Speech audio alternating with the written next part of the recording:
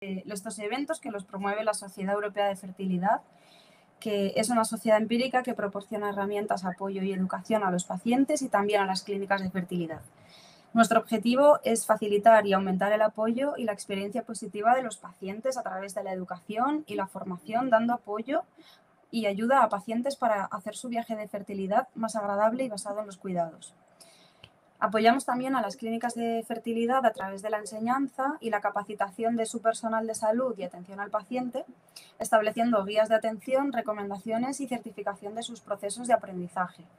Hoy, como os he venido anunciando en redes sociales esta última semana, hablaremos de doble estimulación y de cómo puede ayudarnos.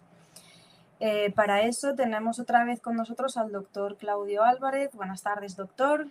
Hola, buenas. Licenciado en Medicina y Cirugía por la Universidad de Chile, especialista en ginecología y obstetricia y máster en reproducción humana por la Universidad de Valencia.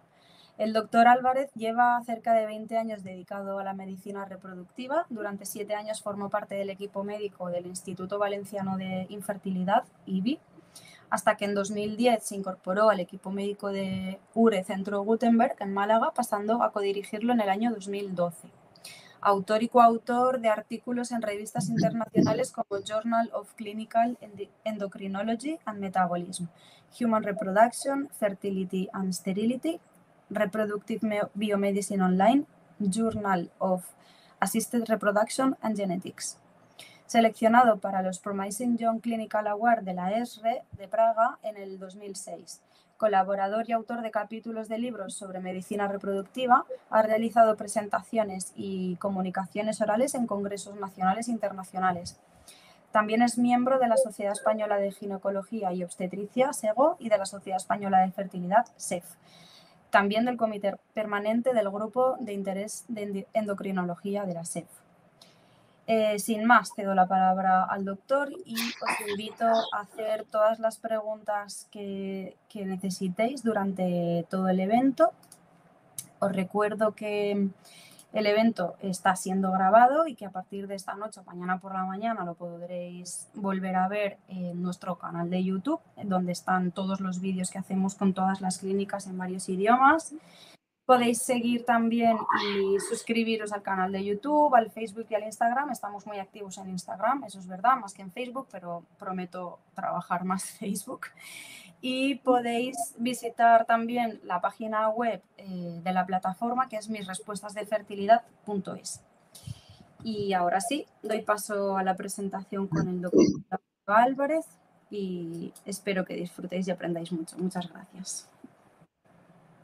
Bueno, hola, buenas tardes a todos y a todas, y en especial también dar las gracias a la Sociedad Europea de Fertilidad por permitirme hablar una vez más y poder ayudar un poco a nuestros pacientes a entender mejor en qué proceso estamos y enfrentar mejor su tratamiento. Bueno, el tema de hoy es un poco, no controvertido, pero sí un tema nuevo, novedoso, que ha aparecido como una herramienta para nuestros pacientes, en cierto grupo de pacientes, que ya la idea es dilucidar con esta presentación, como dice la pregunta, el título, ¿cómo y cuándo la doble estimulación puede ayudar a nuestros pacientes? Para entender esto, un poco hay que entender un poco cómo funciona el ciclo menstrual de la mujer. Aquí está esquematizado lo que sucede a nivel del útero, a nivel del ovario y a nivel de todos los cambios hormonales que suceden durante el ciclo menstrual. Entonces, aquí al principio del ciclo, cuando baja la regla, si se ve bien en la diapositiva, espero que sí, una de las hormonas que se produce en el hipófisis a nivel central, que es la FSH, empieza a aumentar, viene aumentando un par de días antes, pero empieza a aumentar. Este aumento de esta hormona hace que en el ovario empiece a desarrollarse un par de folículos, que se llaman de los folículos antrales que había al inicio, empieza a crecer uno de ellos. Este folículo, a su vez, empieza a producir estrógenos, que están dibujados aquí en amarillo. A medida que va subiendo la producción de estrógeno, porque va creciendo el folículo, esto produce una señal a nivel central, hacia el cerebro de la mujer, y hace que la FSH empiece a disminuir. Esta disminución en la producción de FSH hace que se seleccione un folículo y que ese folículo siga creciendo. Cuando llega a determinado tamaño de crecimiento este folículo, entonces, y los niveles de estradiol llegan a un determinado nivel, eso desencadena a nivel central, de nuevo a nivel de la hipófisis, el pico de esta hormona que se llama LH. El pico del LH va a desencadenar que este folículo madure y se produzca la ovulación. Generalmente eso sucede entre 24 a 48 horas después de este pico. Una vez que se produce la ovulación, este folículo ahora deja de producir estrógeno y comienza a producir progesterona, que aquí es donde aparece que aumenta los niveles de progesterona, porque la progesterona lo que va a hacer ahora va a hacer madurar este endometrio que fue creciendo a lo largo de la parte del crecimiento del folículo y va a madurar para prepararse para recibir el futuro embrión. Ahora, este reclutamiento de este folículo, hoy sabemos que en el ovario hace 20 años atrás, cuando yo empecé, por ejemplo, a trabajar en esto, la teoría era que cuando bajaba la regla aparecía un número de óvulos, de folículos, que empezaban a crecer y que los cambios hormonales hacían que de esa corte creciera uno y que era el que se seleccionaba.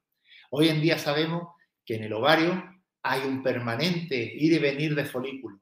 De hecho, como está reflejado aquí en este dibujo, dentro de un ciclo menstrual pueden haber unas 2 o 3 olas de reclutamiento folicular. Es decir, cuando yo hago una ecografía hoy y veo X folículo, probablemente cuando si yo repito esa ecografía a los 10, 15 días, los folículos que voy a ver van a ser otros, va a ser otra corte, ya no van a ser los que yo vi, los que vi hoy. Basado en estos mecanismos, nosotros cuando estimulamos la producción de folículos en una fecundación in vitro, nos basamos en esto. Entonces, lo que hacemos es hacer que permanentemente esté en alza, porque las hormonas que estimulan el ovario son una mezcla de hormonas de FSH o de FSH más LH. Es decir, todas las medicaciones que usamos en la estimulación, no voy a decir nombres comerciales ahora, pero todas se basan en estas dos hormonas. Entonces, lo que hacemos nosotros es estimular, dar esa medicación sin que baje. Al no bajar los niveles, hace que se reclute no uno, sino que el máximo número de folículos, porque así va a hacer que nuestra fecundación in vitro sea más eficiente. Entonces, cuando se descubrió que dentro de un mismo ciclo menstrual habían distintas cortes y olas de maduración de folículos, o de probables o de potenciales folículos de maduración, entonces apareció este concepto, en que yo puedo estimular la ovulación o el crecimiento de folículos en cualquier momento del ciclo menstrual. Ahora, esto tiene una consecuencia, que si yo estimulo la ovulación en la fase lútea, es decir, cuando ya la mujer ha ovulado, ¿voy a obtener óvulos? Sí, pero esos embriones que voy a obtener no los voy a poder transferir porque el endometrio va a estar en otra fase de su ciclo. Por lo tanto, cuando estimulamos en una fase o en un momento que no es el inicio de la regla, estamos obligados a congelar esos embriones que obtenemos. Ese es el único detalle. Ahora, ¿por qué estimulamos el ovario? Porque normalmente la mujer produce un óvulo, ¿vale? Y tras hacer una fecundación in vitro con un óvulo, disminuimos mucho el pronóstico final, que lo hacemos, porque hay pacientes que muchas veces hacemos ciclo de fecundación in vitro en ciclos naturales y trabajamos solamente con un folículo. Pero lo ideal es trabajar con un número máximo de folículos, y en el año 2011 la doctora Zunkara describió, después de estudiar más de 400.000 ciclos de fecundación in vitro, llegó a la conclusión de que el número ideal de óvulos es el 15. Es decir, obtener 15 ovocitos nos asegura más o menos obtener una buena población embrionaria para tener una buena transferencia. ¿Y por qué 15 ovocitos? Porque aquí he intentado esquematizar que supongamos que en una paciente yo tengo 6, 8 ovocitos. Yo sé que esos 6, 8 ovocitos solamente me van a fecundar 5 o 6. Aunque yo haga el ICSI e inyecte un espermatozoide dentro del óvulo, no van a fecundar el 100%. De los que fecundan, a día 2 van a haber solo 4 de los 5 o 6. A día 3, unos 2 o 3. Y a blastocisto llegará 1 o 2 blastocistos. Es decir, esta es una pirámide invertida en que yo sé que me voy a ir quedando cada vez con menos. Por lo tanto, si yo empiezo con un mayor número de óvulos, que como dice la doctora Zuncara en la publicación anterior, si son 15, yo empiezo esta carrera con 15 ovocitos, probablemente termine en el día 5 de desarrollo con más de 2 blastocistos, con 2 o 3 blastocistos, que me va a permitir tener una buena probabilidad de obtener un recién nacido final. Ahora, además del número de ovocitos, en una fecundación in vitro también importa, y es muy importante, el factor edad. Esto es reverberante y lo repetimos porque, como digo, es el factor más importante. Y aquí en este gráfico está esquematizado que a mayor edad de la mujer, las probabilidades de encontrarnos con un embrión sano van disminuyendo. Y de hecho sabemos que a mayor edad yo necesito un mayor número de óvulos para obtener un embrión sano. Por ejemplo, cuando la mujer tiene menos de 35 años, me basta con 4 o 5 óvulos para tener un embrión óptimo para transferir. En cambio, en la mujer mayor de 42 años, se sabe que yo necesito aproximadamente o necesitaría aproximadamente unos 20 óvulos para tener un embrión sano. Entonces, es por esto que el número es importante y eso también va asociado al factor edad.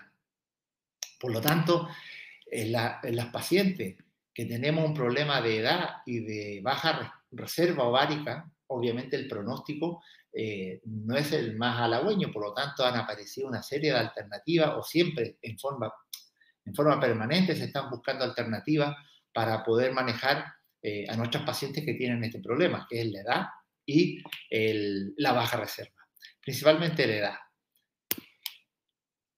Gracias a la vitrificación de óvulos, que es una técnica de congelación ultra rápida de los ovocitos y de embriones, que ya venimos trabajando con ella más o menos hace unos 10, 15 años, surgió la idea de, bueno, si esta técnica permite tener una muy buena sobrevida de los ovocitos cuando yo los congelo o de los embriones y tenemos un problema de número de óvulos en muchas pacientes porque no los acumulamos. Es decir, realizamos varias estimulaciones para acumular ovocitos porque no va a ser lo mismo trabajar con 4 ovocitos que con 12 o con 8 o con 10 ovocitos. Después de ir repitiendo la estimulación. Entonces ahí nace este concepto de doble estimulación en un mismo ciclo menstrual, porque ya veremos la diferencia, hay una diferencia, hay pacientes que se hacen 2 estimulaciones, pero separadas en el tiempo, y esos son 2 ciclos de fecundación in vitro. Aquí es doble estimulación en un mismo ciclo menstrual basado en lo que dije al principio de que sabemos que el ovario yo lo voy a poder estimular en cualquier momento de su fase. Y aquí se han descrito, el primero que describió esta técnica fue en el 2014, se llama protocolo de Shanghái por el doctor Kwang, el protocolo New York del doctor Chang en el 2015 y el 2016, el que tenemos más cercano, un grupo italiano del doctor Ubaldi describió este concepto del duo-stim.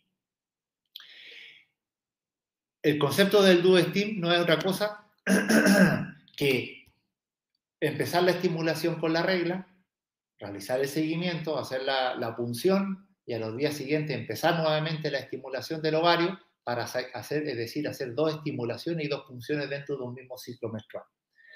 Los folículos que yo voy a estimular después de la ovulación o después de la punción, desde la primera punción, obviamente son folículos que han aparecido durante el proceso y que aparecen después de. Por ejemplo, aquí está descrito el primero, que es el protocolo de Shanghái, que al final son todo el concepto es muy parecido, cambian las medicaciones que usan, pero en general se empieza la estimulación. En este caso, el doctor Kwang lo que hacía era estimular con HMG, hacía la punción y al día siguiente empezaba de nuevo la estimulación y después hacía la punción. Y lo que demostró, o lo que quiero mostrar aquí, es que en las pacientes que hizo este tipo de tratamiento, que eran 38 estimulaciones en la primera fase y 30 estimulaciones inmediatamente después de la ovulación. Y vio que los días de estimulación eran parecidos, 10 días, el número de ovocitos recuperados era muy parecido, pero mejor en la segunda, incluso en la segunda estimulación. Las tasas de fecundación eran similares, las tasas de cancelación, es decir, que no se podía extraer los ovocitos, eran las mismas. Y lo más importante, que los embarazos evolutivos tenían las mismas tasas de embarazo evolutivo. Los óvulos que sacábamos se sacaban en la primera estimulación versus los que se sacaban en la segunda. Después, el último, que es el más conocido por nosotros a nivel europeo, es el del doctor Ubaldi, que se llama DuoStim. Algo parecido, muy similar. Estimulación, solo que aquí usaba FSH y LH, no solamente HMG. La punción, dejaba descansar 4 días el ovario y empezaba la estimulación nuevamente con 375 unidades. Y nueva punción.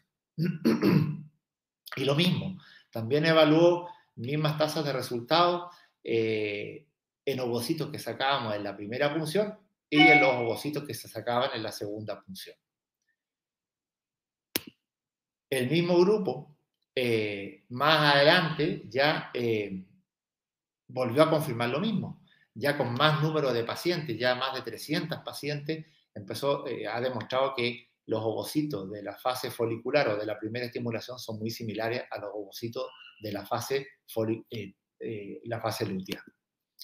Por lo tanto, ellos hablan de que la doble estimulación es una alternativa a esas pacientes en que las estimulamos, sacamos poco, y sería una herramienta para aumentar el número de ovocitos antes de trabajar o de hacer una fecundación in vitro. Y el mismo grupo entonces dijo, pero a ver, pero vale la pena, da lo mismo estimular 2 veces a una paciente en un mismo ciclo versus otra paciente que yo le hago una estimulación convencional, guardo los óvulos, descanso un tiempo, 1 mes, 2 meses, y vuelvo a hacer otra estimulación y vuelvo y junto los óvulos. ¿Qué diferencia hay? Para este grupo, la diferencia está en que aquí comparó 100 pacientes en que hizo un DuoStim, es decir, le hizo programó o planificó 2 estimulaciones en el mismo ciclo menstrual, versus un grupo de pacientes, 197, que se hizo una estimulación y después evaluó cuántas volvían a hacerse la segunda. Y aquí llama la atención que de las 100 pacientes que hizo la doble estimulación, las 100 se hicieron la segunda estimulación en el mismo ciclo. Pero de las 197 que se hizo un ciclo y después pensaba volver a otro más adelante, solamente volvieron 13. Es decir, solamente el 9% volvió a hacerse el segundo ciclo de estimulación después de un tiempo. Y la diferencia de días entre una estimulación y otra, aquí obviamente es muy, muy, muy breve. Y en cambio, en la estimulación convencional, la media en que el paciente volvió a hacerse la segunda estimulación, la media eran 140 días. Entonces, obviamente, en este grupo en donde se usó una estimulación convencional, la probabilidad de obtener un recién nacido era la mitad de lo que el grupo en que se hizo el DuoStim. Ojo que el pronóstico, esta tasa de embarazo de un 15%, de un niño, nacido de un 15% versus un 8%, son tasas bastante bajas. Pero recordemos que todos estos trabajos, todos estos estudios, toda esta estimulación es en pacientes que tienen un pronóstico menor porque tienen generalmente una baja reserva del ovario.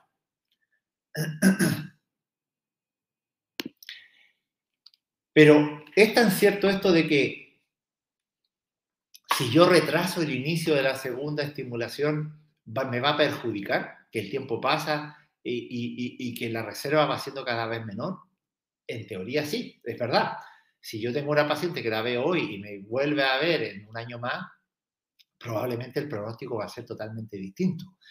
Pero aquí este trabajo del año 2020, estábamos en plena pandemia, inicio de la pandemia, y claro, hubo pacientes que por la pandemia tuvieron que retrasar su tratamiento, que estaban obligados a, porque como recordarán muchos pacientes nuestros, por la pandemia estuvimos obligados a no trabajar un par de meses porque no sabíamos hacia dónde iba esta pandemia, qué efectos producía este virus. Entonces estuvimos 2 o 3 meses sin actividad. Entonces, estos autores lo que hicieron fue, bueno, revisemos qué pasó con las pacientes que tuvieron que retrasar su tratamiento. Y aquí vimos, por ejemplo, un grupo de pacientes que tenían la hormona antimileriana menor a 0,5, que es una baja reserva importante. Y oh sorpresa, cuando las pacientes volvieron después de 180 días, que estuvieron, si estamos hablando de casi 6 meses o 6 meses, los resultados eran los mismos. Los mismos. Y en las pacientes de más de 40 años, que uno siempre está como temeroso, que la edad avanza y avanza y avanza, pues aquí en las pacientes mayores de 40 años, que se repitieron su tratamiento 180 días después, las tasas de embarazo y el pronóstico también fue el mismo. Es decir, si bien es cierto, no podemos dormirnos en los laureles, pero retrasar una estimulación 1 mes o 2 meses, desde el punto de vista de resultado, aparentemente no influye. Aquí quiero mostrar un poco un resumen de la doble estimulación en el mismo ciclo menstrual con este trabajo que junta varios estudios y los junta y saca conclusiones un poco más válidas, porque ya no son trabajos de 10 pacientes, 50 pacientes, sino que ya es mucho más grande el estudio. Es lo que se llaman los metaanálisis, metaanálisis son juntamos varios estudios parecidos y sacamos conclusiones con un número de pacientes mayor, por lo tanto esas conclusiones son más válidas. Y aquí lo que hicieron es, por ejemplo, cuando se comparaba el número de ovocitos maduros que se recuperaban en el duo-stim, es decir, haciendo dos estimulaciones en el mismo ciclo, versus la estimulación convencional, obviamente gana el duo-stim, es decir, hacer 2 estimulaciones en el mismo ciclo menstrual respecto al número de ovocitos. Gana. Ahora, pero si comparamos lo que nos interesa, que es la tasa de recién nacido, es decir, cuántos niños nacen, la verdad es que entre el duo-stim, es decir, la doble estimulación en el mismo ciclo menstrual, versus la estimulación convencional, no hay muchas diferencias. De hecho, no hay diferencia en cuanto a resultado final de recién nacido. Entonces, como conclusión, podemos decir que la edad y el número de ovocitos recuperados son los factores pronósticos más importantes en el ciclo de fecundación in vitro. Las mujeres con mal pronóstico, como mayor edad o baja reserva, siguen siendo un desafío. A día de hoy no tenemos una respuesta definitiva y tenemos que seguir estudiando eso. Lo más importante es que en este grupo de pacientes también la tasa de abandono de los tratamientos es muy alta y es una causa importante de ese mal pronóstico. La doble estimulación podría aumentar el número de ovocitos, que ya hemos comentado que tienen la misma validez ovocitos sacados en la primera fase del ciclo o en la segunda. Tendrían obviamente un mayor número de embriones por ciclo y en teoría tendríamos que tener una mejor tasa de recién nacido. Como dije antes, no hay diferencia en la calidad de los óvulos obtenidos en la fase folicular o en la fase lútea. Y la gran ventaja de la doble estimulación es que podría reducir el tiempo para lograr un embarazo, porque mientras más rápido obtengo los óvulos, más rápido obtengo los resultados. Lo que impediría o ayudaría a disminuir la tasa de abandono, porque sacamos unos óvulos, estimulamos y así evitamos ese riesgo de que la paciente se aburra y no decida seguir con su tratamiento. Para esto es imprescindible tener un programa de vitrificación muy eficiente en los centros, ¿vale? Yo diría que ahora, a día de hoy, un centro serio, el programa de vitrificación en todos los centros funciona o debería funcionar al 100%. Ahora, esta doble estimulación en un mismo ciclo menstrual son todavía casos, o muy pocos casos, o muy pocos estudios, por lo tanto no hay una evidencia fuerte respecto, por ejemplo, a... ¿Esto es seguro a corto plazo? ¿Es seguro que a una paciente yo le haga 2 punciones en un mismo ciclo? ¿A largo plazo tiene alguna trascendencia? Todavía no lo sabemos.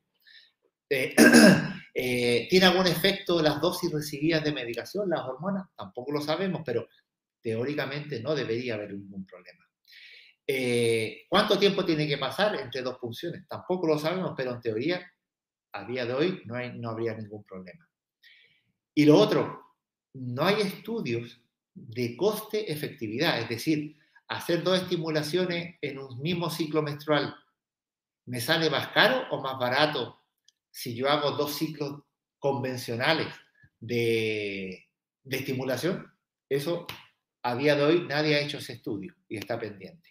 Por lo mismo, entonces, por ejemplo, en las guías del año 2020 publicadas por la Sociedad Europea de Reproducción Asistida, nos dice que la doble estimulación en baja respuesta podría usarse en un contexto de estudios clínicos, pero no está todavía como uso masivo, pero sí en base dentro de ciertos estudios. Y podría ser una herramienta muy importante cuando yo tengo que guardar ovocitos en forma urgente, ¿vale? Como por ejemplo, una paciente que tiene, le han diagnosticado un cáncer y que necesito guardar óvulos en forma urgente y que necesito guardar muchos óvulos muy rápido, entonces, por ejemplo, esta herramienta es una herramienta muy válida. Entonces, volvemos al principio. ¿Cómo y cuándo la doble estimulación puede ayudar a los pacientes? ¿Cómo? El cómo es que sabiendo que el ovario tiene olas de reclutamiento dentro de un mismo ciclo menstrual, unas 2 o 3, nos podemos aprovechar de esa situación para estimular en cualquier momento del ciclo menstrual, porque vamos a tener una respuesta similar, similar a cuando empezamos la estimulación en una estimulación convencional, que es cuando baja la regla.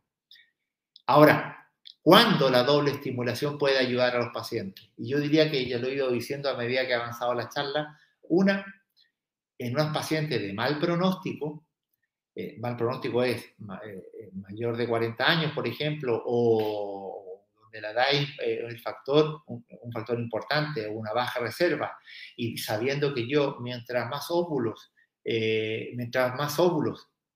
tenga, nuestro pronóstico va a ser mejor. Entonces, ahí, en esa paciente, yo lo puedo hacer y así voy a disminuir el abandono, porque muchas pacientes en esa espera de una segunda estimulación pueden abandonar y desistir de seguir insistiendo. Porque aquí, siempre lo digo, el que la sigue, la consigue, y si tenemos una posibilidad de tener mayor número de óvulos, es una herramienta a tomar en cuenta. Y en las pacientes, como lo dije recién, en las pacientes que yo necesito, que tienen una baja reserva y que le han diagnosticado, por ejemplo, un cáncer y que necesitamos guardar óvulos en forma rápida, la doble estimulación en un mismo ciclo es una herramienta también a tomar en consideración. Pero como en todas las presentaciones científicas, la mayoría de las presentaciones y de los trabajos científicos terminan en este mismo enunciado, que se necesitan estudios clínicos randomizados con un mayor número de pacientes que evalúen parámetros de laboratorio, clínicos, de seguridad y de coste-efectividad. Esto significa que todavía estamos en un proceso de aprendizaje y que todavía no podemos sacar conclusiones certeras o definitivas respecto al beneficio de la doble estimulación en un mismo ciclo menstrual.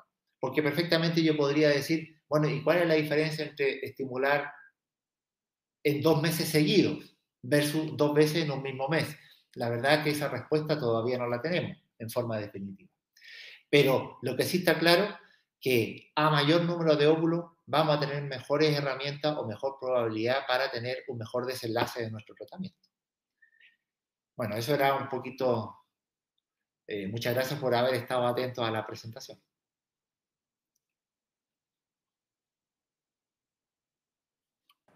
Disculpad, que tenía el micro silenciado. Entonces, había mucha información, pero voy a hacer ahí como el resumen de lo que yo he entendido y si me dejo algo, pues me ayudas, ¿vale, Claudio? Sí. La cosa sería a pacientes, seguramente, no sé si lo has dicho, pero mayores de una cierta edad, con baja reserva ovárica o con mala respuesta a estimulación, ¿podría ser? Sí, principalmente porque el problema del número de óvulos, porque como dije al principio, el número ideal de ovocitos en una fecundación in vitro es unos 12, 15 ovocitos. Eso ya está más que demostrado. Entonces, hay dos grupos de pacientes en que probablemente vamos a tener un problema para tener ese número ideal de óvulos, que son la baja reserva y la mujer mayor de 38 40 años. Entonces, para estas mujeres, esta herramienta aparece como una alternativa para tener un mayor número de ovocitos. Vale. Y se hace sin dejar descansar a los ovarios. Sí, sí, Es una ahí, estimulación. No reposan si empezamos estimulación otra vez. así es. Que ahí hay las dos formas de hacerlo. Hay un grupo que al día siguiente de la punción empieza la Ya segunda empiezan. estimulación. Y hay otro grupo que deja 2 o 3 días descansar, entre comillas, el ovario y empieza la estimulación. Muy bien. Pues mira, tenemos un par de preguntas. Voy a empezar con la primera, que además me ha parecido como de las más interesantes, porque fíjate lo que dice. Se llama Enrique. No aparece la... Ahora. Dice, cuando se realiza una doble estimulación y además hay que hacer DGP, ¿cuántas veces se congela y descongela el óvulo? ¿No es un excesivo riesgo? Gracias. No, aquí el óvulo se congela solo una vez y se congela el ovocito de la primera estimulación, porque yo estimulo, hago la punción y esos óvulos los congelo, los vitrifico.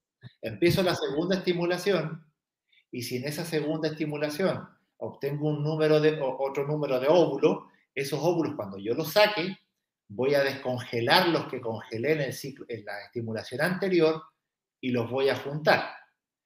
A esos óvulos les voy a hacer la elixir, voy a cultivar los embriones y al quinto día lo que yo voy a biopsiar son los embriones y lo que voy a congelar son los embriones, cuyos embriones vienen de un 50% de esos óvulos han sido congelados. Es decir, la mitad de los óvulos son congelados y la congelación del óvulo es solo una vez.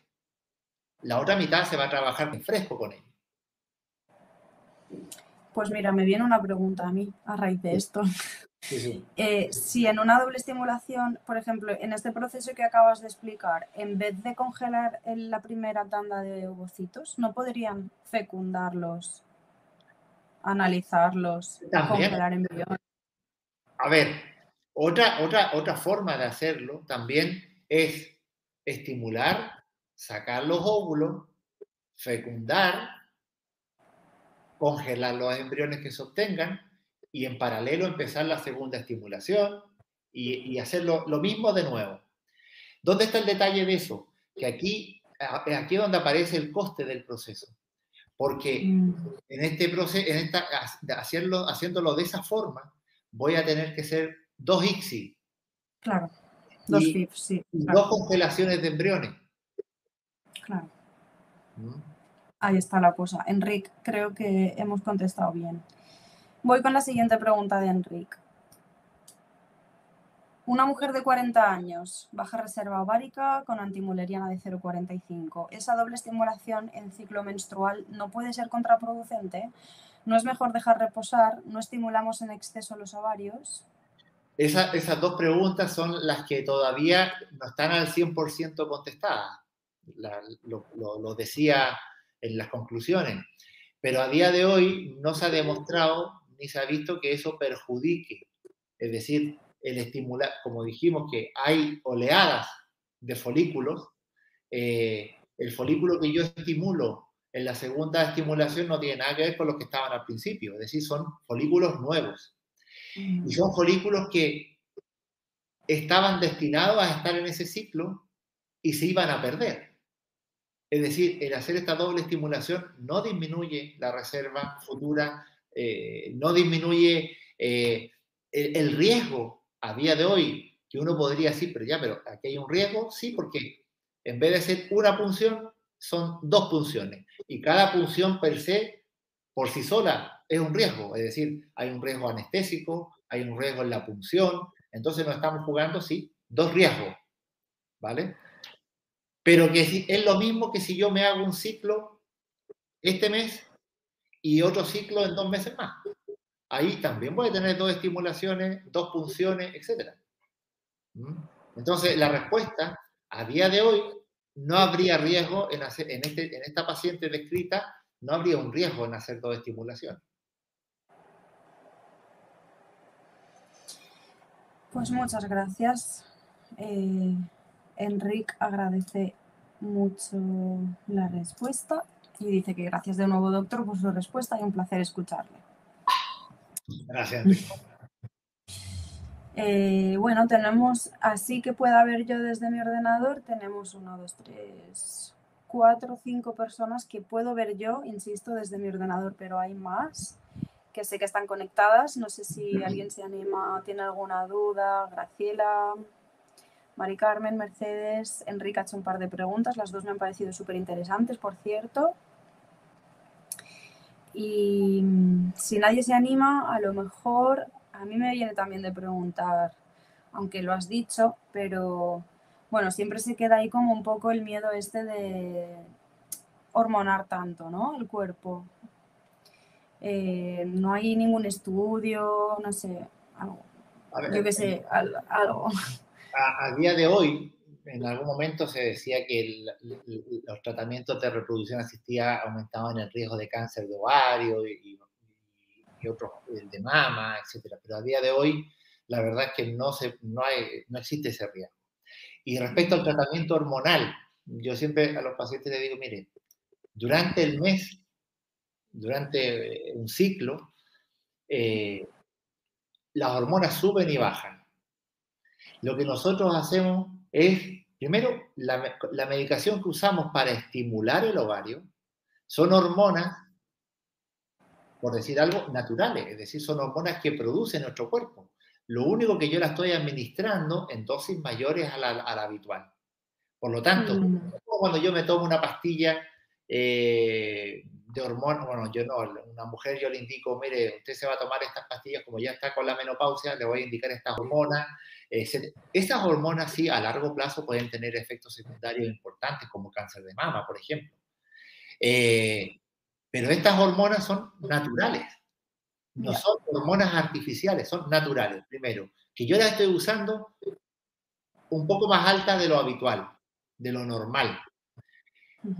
El efecto es de 10 días, porque una estimulación dura 10 días. Entonces, al 10.º día, o cuando la mujer deja de pincharse, ya ese efecto ha pasado. Esa hormona se elimina rápidamente. Entonces, es todo natural, por decirlo de alguna forma. Lo único que hay, niveles más altos de lo habitual. Pero si nos preocupamos por los niveles de hormona que hay, por ejemplo, de estradiol, en un ciclo menstrual, en un ciclo menstrual normal, por ejemplo, cuando la mujer va a ovular, el estradiol puede llegar a 400, más o menos, en sangre, como media. Cuando yo estimulo el ovario para una fecundación in vitro, ese estradiol puede llegar a entre 1000 a 2000. Más o menos, bueno, hay mujeres que tienen más, mujeres que tienen menos, pero 1000 o 2000. Si bien es cierto, es altísimo para un ciclo natural. Pero el mismo estradiol, cuando la mujer se embaraza, sube a niveles estratosféricos. Y esos niveles están altos durante 9 meses. Entonces, la verdad es que el efecto de la medicación y los efectos de las hormonas sí son altos, pueden asustar, etcétera, pero no son comparables, por ejemplo, a los que se producen durante el embarazo. Entonces, la respuesta es que hay que estar tranquilo en ese sentido.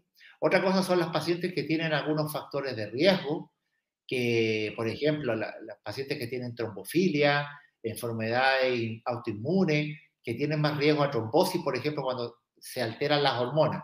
Pero para eso también hay que se toman las precauciones, como es la parina, etcétera, y no debería haber problema. Claro. ¿Mm?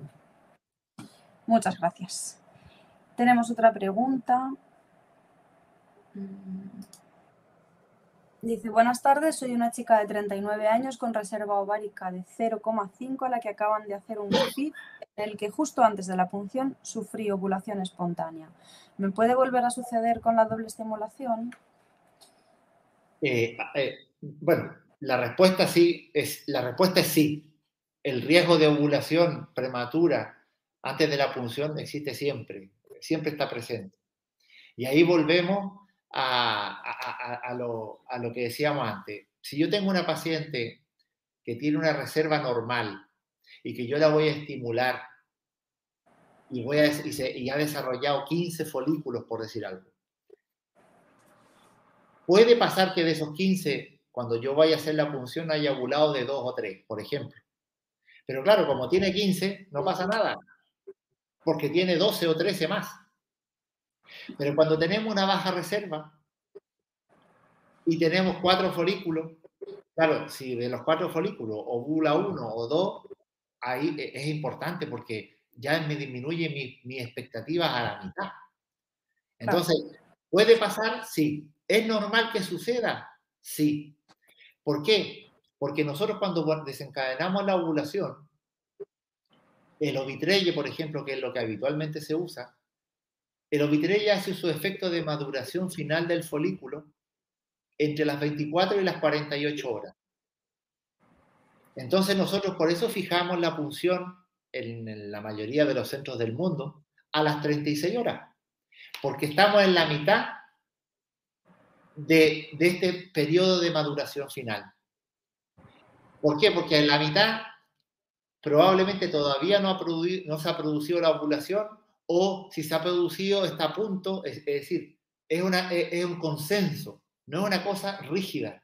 Entonces, por eso que puede presentarse, sí, puede volver a presentarse. Ahora, cuando tenemos una paciente que nos ha pasado eso, esto ya radica en la experiencia de cada centro. Si yo tengo una paciente que tiene una baja reserva, una baja respuesta, y que la fui a estimular, o perdón, a hacer la punción y había ovulado, probablemente al siguiente intento, lo que vamos a hacer o lo que voy a hacer probablemente es a lo mejor dar menos tiempo al ovitrelle. Es decir, en vez de programar la punción a las 36 horas, la voy a programar a las 34, 2 horas antes o 3 horas antes. O lo que voy a hacer, además de darle el ovitrelle, también hay casos descritos, o sea, está ya muy descrito que yo le puedo dar a esa paciente, por ejemplo, un antiinflamatorio como el ibuprofeno.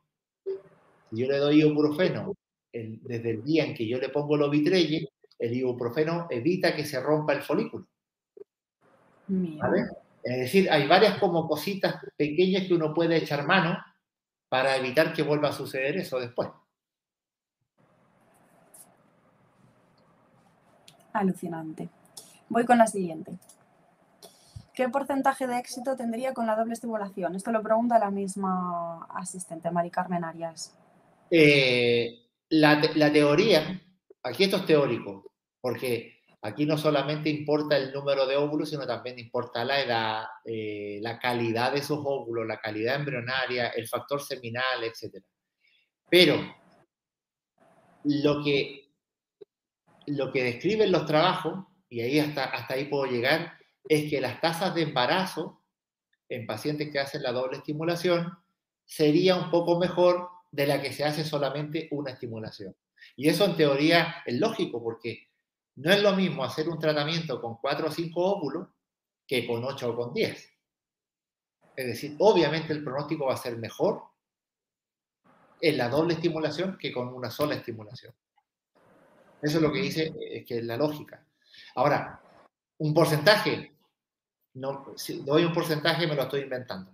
No puedo. El trabajo que mostré en la presentación hablaba de un 15% de niños en casa versus un 8% cuando no se hacía la doble estimulación. Pero eso no es real para todas las pacientes. Cada paciente es un mundo. Claro. Gracias. Mira, vamos ahora con Mercedes, que también nos hace una pregunta muy interesante. Dice, hola doctor, me hizo una punción el pasado 13 de mayo, salió un solo bocito, volveré a iniciar el ciclo este mes tras el inicio de la regla, 41 años y un solo ovario, con muchas ganas de volver a intentarlo. Muchas gracias por todo el trabajo del equipo. Gracias, Mercedes. Yo también doy las gracias, qué mensaje más bonito.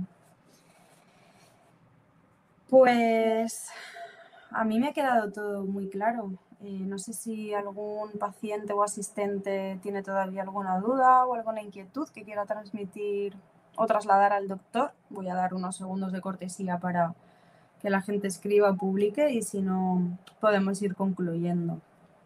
Sí, lo que yo puedo decir mientras tanto es que dentro de márgenes médicos aceptables, hay que insistir, no hay que tirar la toalla. Eh, Mientras no estemos haciendo cosas descabelladas o fuera de la razón, yo creo que cualquier alternativa de manejo que plantee el médico a sus pacientes, en consenso con los pacientes, informando a los pacientes, yo creo que hay que tomarlos en cuenta y el que la consigue. Es decir, yo creo que el mensaje es, insisto, dentro de ciertos márgenes, obviamente. Lo que significa, cuando quiero decir dentro de ciertos márgenes, que probablemente con 44 años o más, por mucha doble estimulación que hagamos, el pronóstico no es fácil. Y ahí probablemente la mejor alternativa va a ser la donación, ¿vale? Pero dentro de ciertos márgenes médicos, como he dicho, la mejor alternativa, y a lo mejor a una paciente le viene bien la doble estimulación, a otra paciente le viene estimular en fase lútea, a otra paciente le viene mejor otra cosa, y así. Es decir, cada paciente es un mundo.